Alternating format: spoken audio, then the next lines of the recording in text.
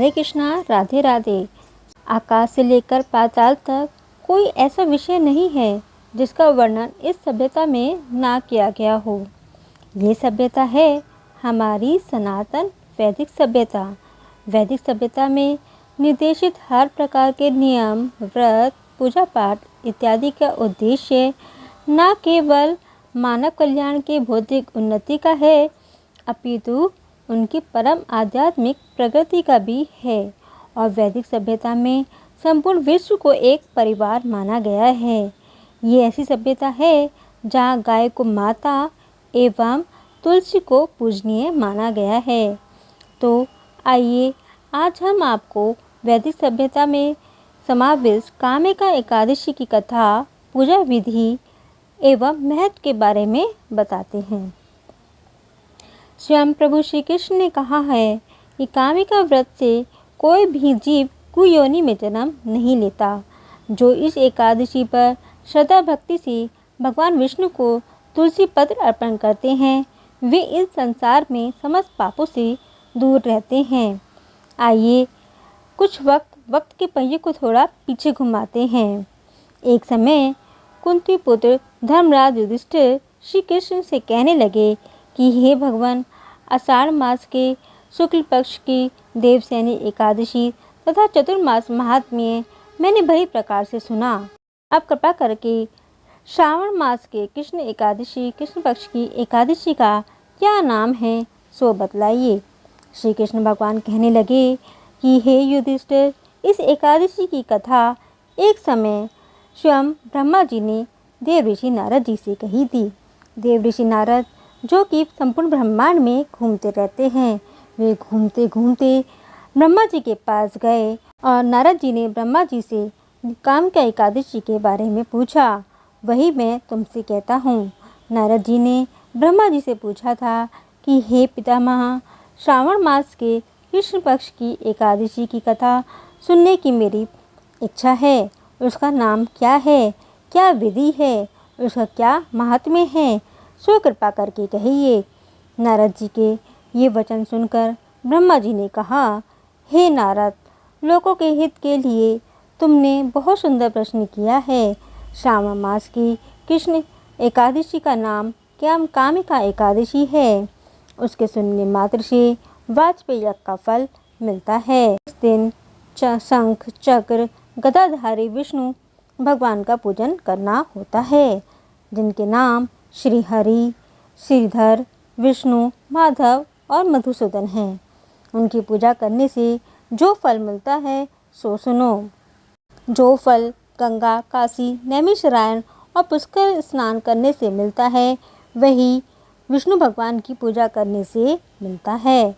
जो फल सूर्य एवं चंद्र ग्रहण पर कुरुक्षेत्र और काशी में स्नान करने से, समुद्र वन सहित पृथ्वी दान करने से, सिंह राशि के बृहस्पति में, गोदावरी और गंडकी नदी में स्नान से भी प्राप्त नहीं होता, वह विष्णु भगवान के पूजन से मिलता है।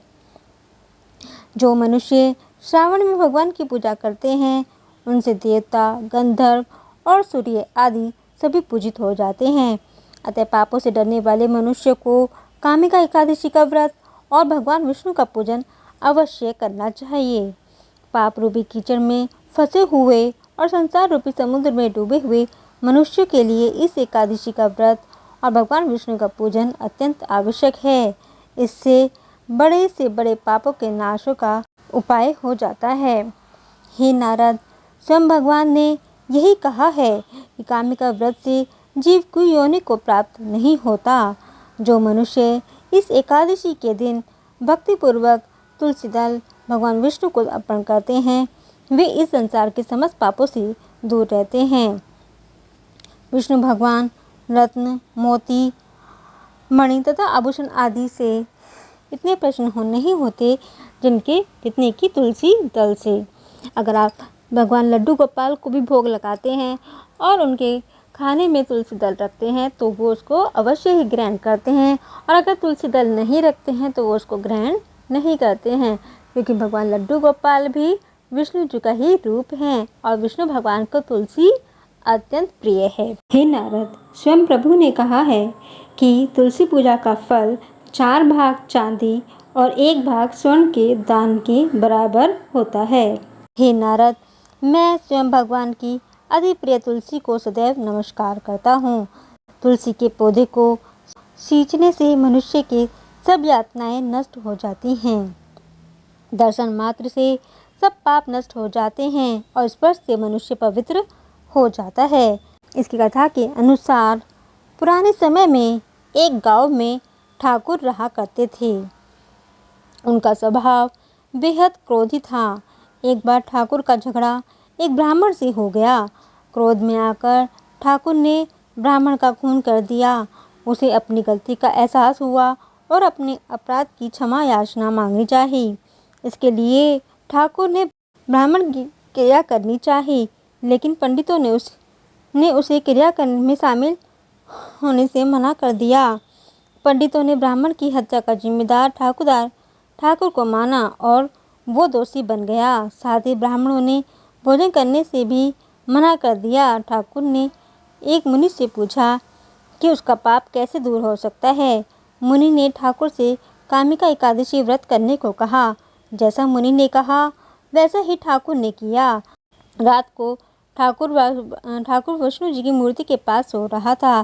तभी विष्णु जी ने उसकी नींद में दर्शन दिए, उसे क्षमा दान दिया। कामिका एकादशी को रात्रि को दीपदान तथा जागरण के फल का महात्म्य चित्रगुप्त जी ने भी कहा है।